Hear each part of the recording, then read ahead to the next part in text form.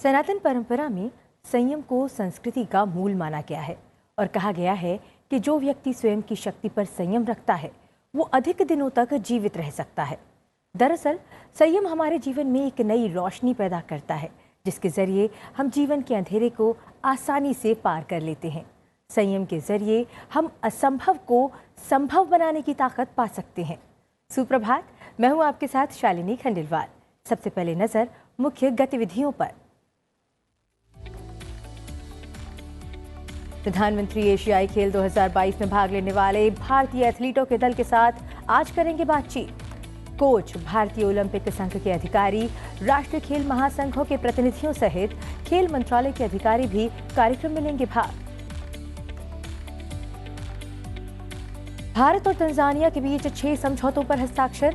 प्रधानमंत्री ने तंजानिया को बताया विकास के मामले में अफ्रीका में भारत का सबसे करीबी साझेदार। तंजानिया होगा वैश्विक जैव ईंधन गठबंधन में शामिल। 5 राज्यों में आचार संहिता लागू।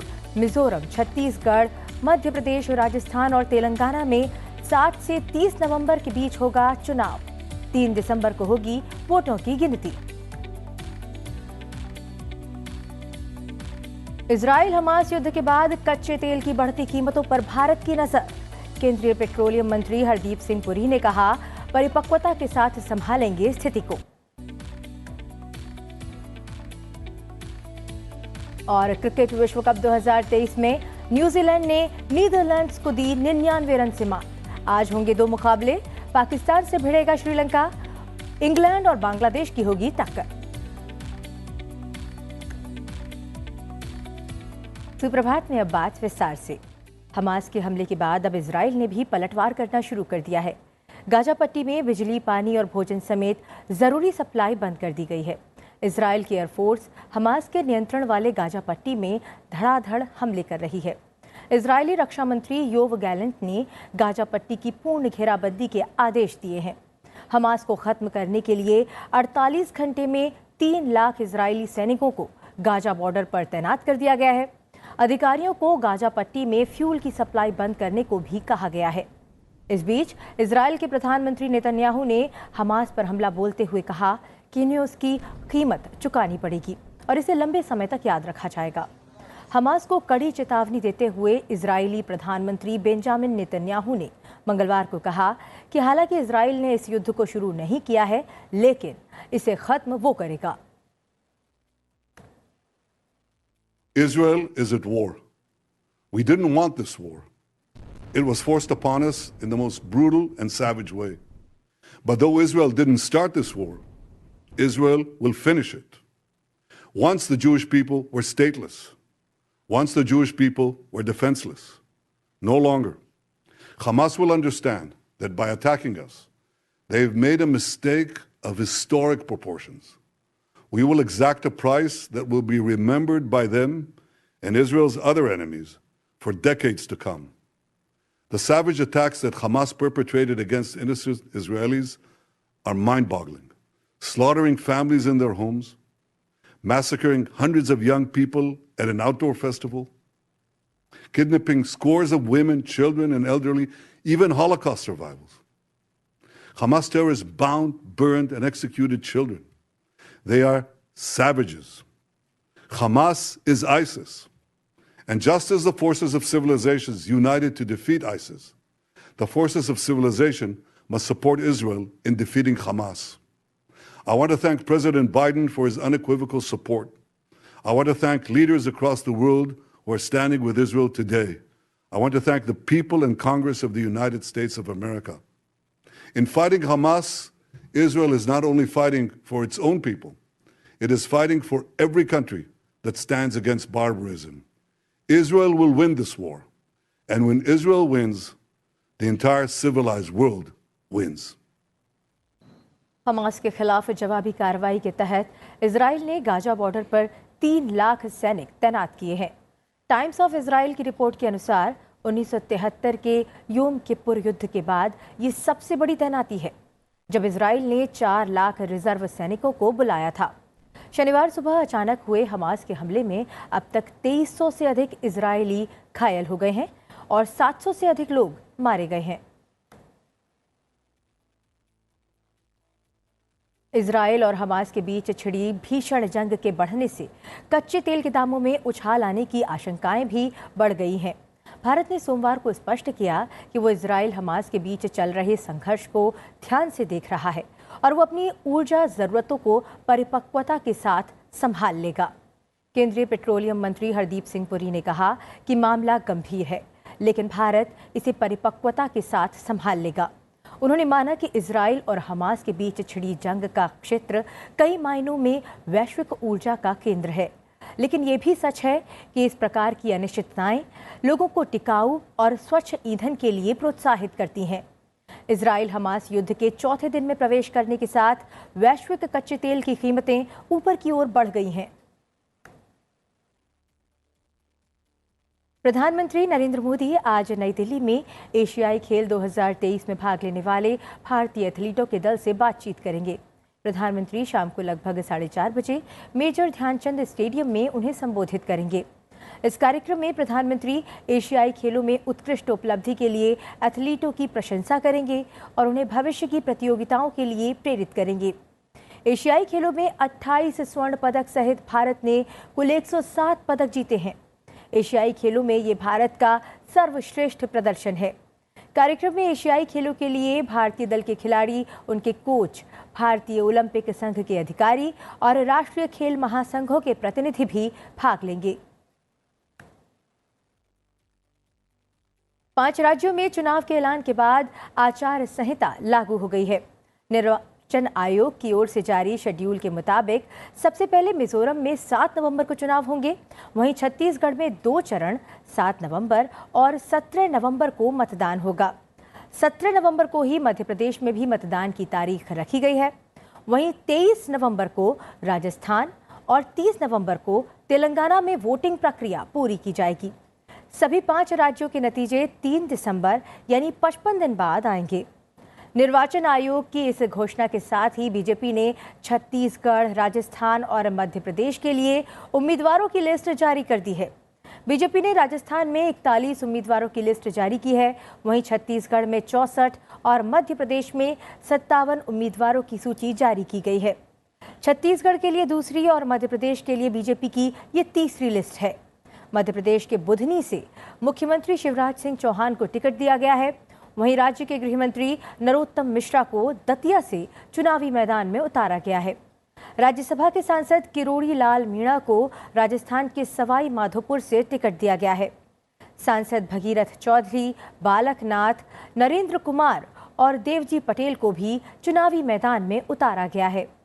पूर्व केंद्रीय मंत्री राज्यवर्धन सिंह राठौर को छोटवाड़ा से टिकट दिया गया है। केंद्रीय वित्त मंत्री Nirmala Sitharaman IMF world bank की वार्षिक बैठक 2023 में भाग लेने के लिए आज मोरक्को के माराकेच की आधिकारिक यात्रा पर रवाना होंगी। इस यात्रा के दौरान केंद्रीय वित्त मंत्री विश्व बैंक समूह और अंतर्राष्ट्रीय मुद्रा कोष की वार्षिक बैठकों में भाग लेंगी। इसके साथ ही वे G20 बैठकों में शामिल होंगी। इसके अलावा वित्त मंत्री Indonesia, Morocco, Brazil, Switzerland, Germany और फ्रांस के साथ द्विपक्षीय बैठकों में भी भाग लेंगी। ये बैठकें 11 से 15 अक्टूबर तक माराकेच, मोरक्को में आयोजित की जाएंगी। वार्षिक बैठकों में दुनिया भर के वित्त मंत्री और केंद्रीय बैंकर भाग लेंगे। भारतीय प्रतिनिधिमंडल का नेतृत्व वित्त मंत्री निर्मला सीतारमण करेंगी और इसमें वित्त मंत्रालय और भारतीय रिजर्व बैंक के अधिकारी शामिल होंगे। प्रधानमंत्री नरेंद्र मोदी और तंजानिया की राष्ट्रपति सामिया सुलूहू हसन के बीच कल दिल्ली में व्यापक मुद्दों पर द्विपक्षीय वार्ता हुई। बैठक में दोनों नेताओं ने द्विपक्षीय संबंधों से जुड़े विभिन्न पक्षों की समीक्षा की। साथ ही उन्होंने दोनों देशों के बीच नजदीकी और ऐतिहासिक संबंधों को और आगे बढ़ाने पर विचार विमर्श किया। दोनों पक्षों के बीच प्रतिनिधिमंडल स्तर की वार्ता भी हुई। इस दौरान द्विपक्षीय सहयोग के विभिन्न क्षेत्रों पर विचार विमर्श हुआ। बैठक में व्यापार और निवेश, रक्षा और समुद्री सुरक्षा, विकास संबंधी साझेदारी, उच्च शिक्षा और दोनों देशों के लोगों के बीच आपसी संबंध बढ़ाने पर बात हुई। बैठक के बाद दोनों देशों के बीच 6 करारों पर हस्ताक्षर किए गए।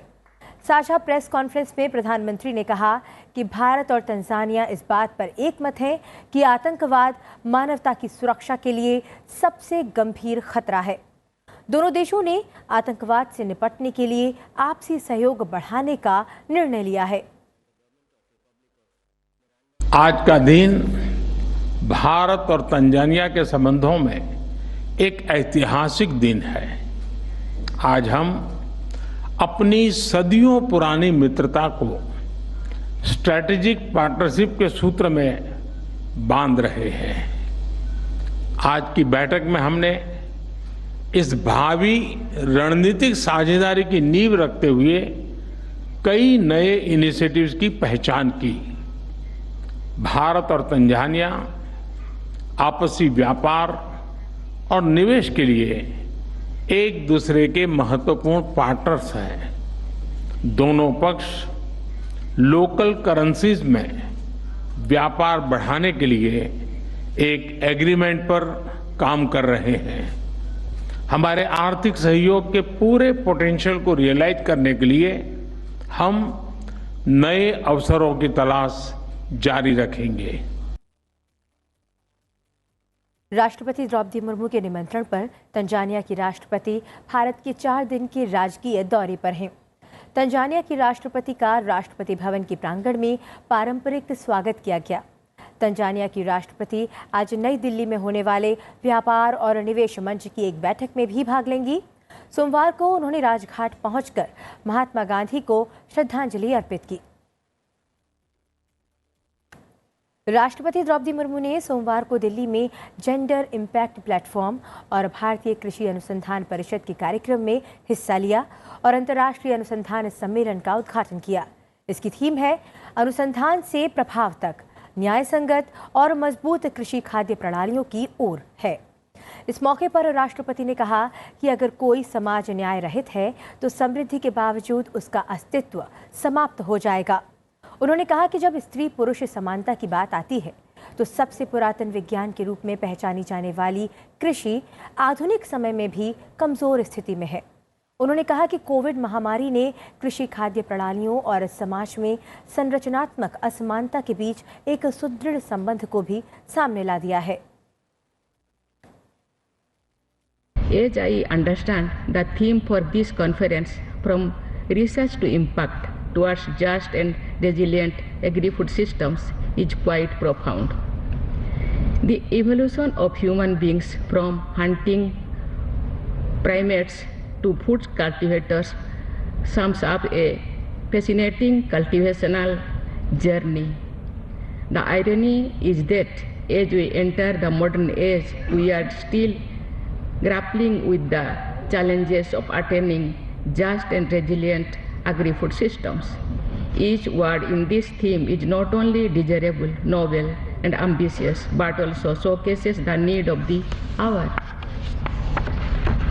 A society, irrespective of its prosperity, will cease to exist if it is devoid of justice. Any system of thought, any institution, or any arrangement will be untenable if it is unjust. But when it comes to gender justice, agriculture, which is known as the oldest science, is found wanting even in the modern times. Palm Gosal की अध्यक्षता में Scottish संसद के एक संसदीय प्रतिनिधि मंडल ने उपराष्ट्रपति जगदीप धनखड़ से दिल्ली में उपराष्ट्रपति निवास पर मुलाकात की। स्कॉटिश संसद के प्रतिनिधि मंडल से मुलाकात के दौरान आपसी संबंधों के विभिन्न पहलुओं पर चर्चा हुई। इस दौरान दो जीवंत लोकतंत्रों के बीच ऐतिहासिक संबंधों पर बातचीत हुई। ये संबंध वर्षों से एक आधुनिक बहुआयामी साझेदारी में विकसित हुए हैं। अब तक हम आपको संसद टीवी के विभिन्न कार्यक्रमों के माध्यम से G20 संसदीय अध्यक्षों के 9वें शिखर सम्मेलन के बारे में कई जानकारियां देते आ रहे हैं। भारत की G20 अध्यक्षता में देश के 60 शहरों में 200 से ज्यादा बैठकें आयोजित हुई हैं। आइए आपको बताते हैं राजस्थान में इस दौरान क्या खास हुआ।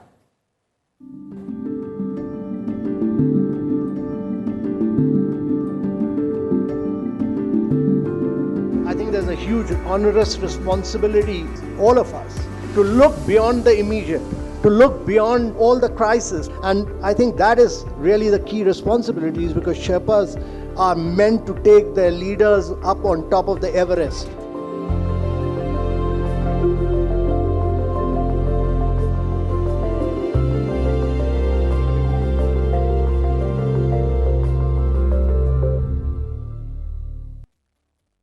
नोबेल पुरस्कार 2023 के विजेताओं के ऐलान के सिलसिले में सोमवार को इकोनॉमिक्स के नोबेल प्राइज की घोषणा हुई।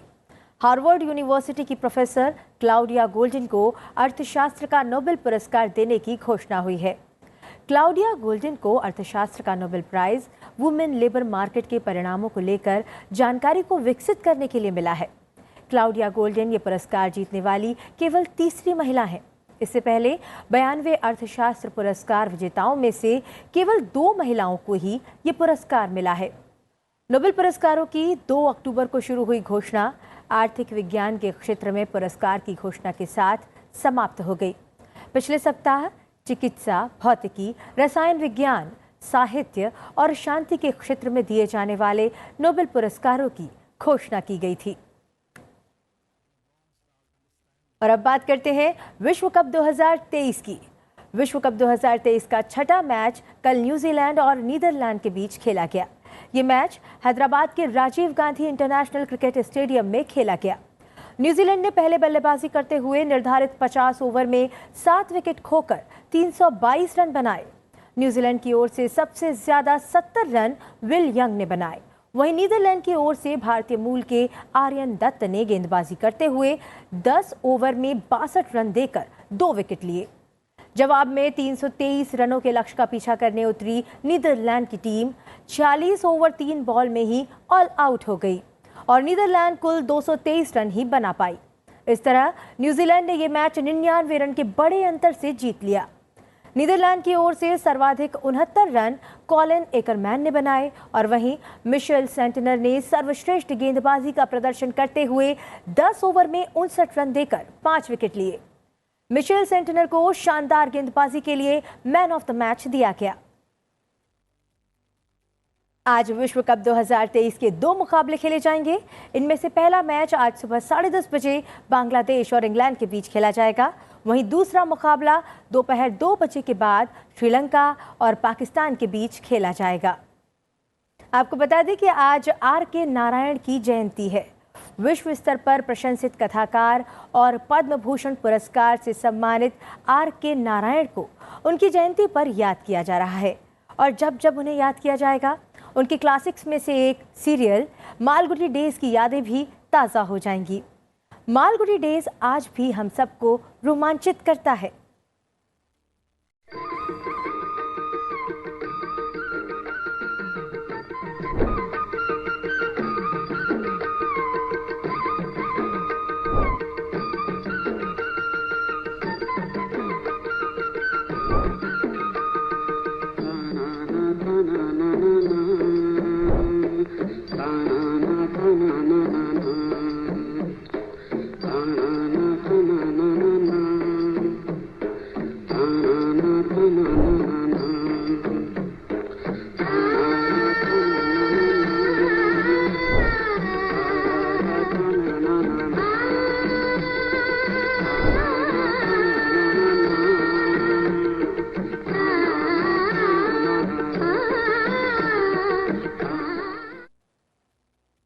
सुप्रभात में अब बात करते हैं आज के दिन से जुड़े इतिहास की और जानते हैं आज के दिन से जुड़ी मुख्य घटनाओं के बारे में।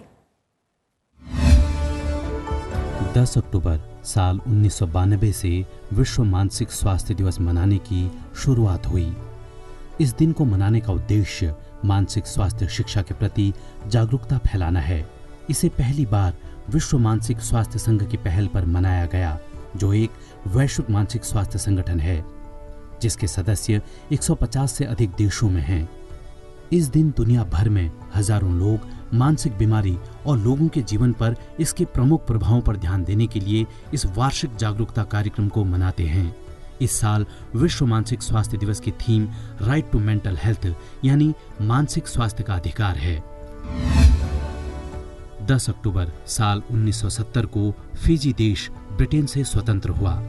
यह देश दक्षिण प्रशांत महासागर के मेलानेशिया में एक द्वीप देश है। फिजी की राजधानी सुआ है। 17वीं और 18वीं शताब्दी के दौरान डच और अंग्रेजी खोजकर्ताओं ने फिजी की खोज की थी। साल 1970 तक यह देश एक अंग्रेजी उपनिवेश था। प्रमुख मात्रा में वन, खनिज और जलीय स्रोतों के कारण फिजी प्रशांत महासागर के द्वीपों में सबसे उन्नत राष्ट्र है। इस देश की मुद्रा फिजी डॉलर है। इस देश के 2 प्रमुख द्वीप हैं, विति लेवु और वनुआ लेवु। पत्र और पैकेज पहुंचाने से लेकर लोगों को जोड़ने और दूरियां पाटने तक भारतीय डाकघर ने देश भर में संचार और एकता को बढ़ावा देने में महत्वपूर्ण भूमिका निभाई है।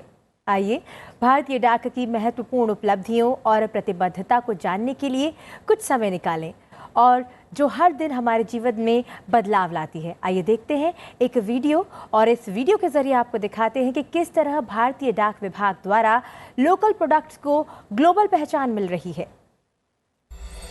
भारत के गांव से दुनिया के बाजार तक इंडिया पोस्ट का डाकघर निर्यात केंद्र, जहां लोकल कारीगरों और शिल्पकारों को अपने बनाए स्थानीय उत्पादों को दुनिया भर में निर्यात करने की एक नई सरल व्यवस्था मिल रही है।